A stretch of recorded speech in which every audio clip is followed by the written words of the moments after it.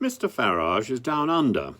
He's in Australia giving some speeches, and yesterday he gave an impassioned speech explaining that COVID was an opportunity for governments in the West to take away our liberty. We gave unlimited power to people to lock us inside our own houses. This, ladies and gentlemen, is what tyranny looks like.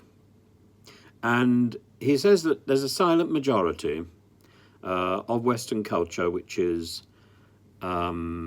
conservative and which must turn around the pessimism of the United States, the pessimism of the aggressive culture.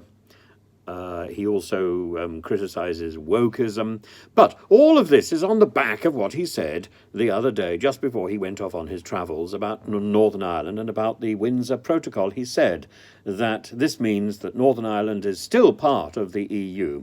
And he goes back and he says that Theresa May and Ollie Robbins were incompetent chess players and were certainly not up to the game of chess envisaged by Monsieur Barnier.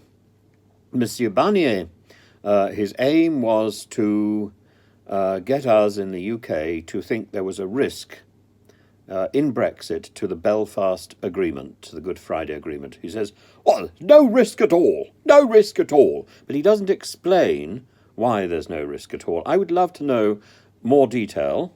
I would love Mr.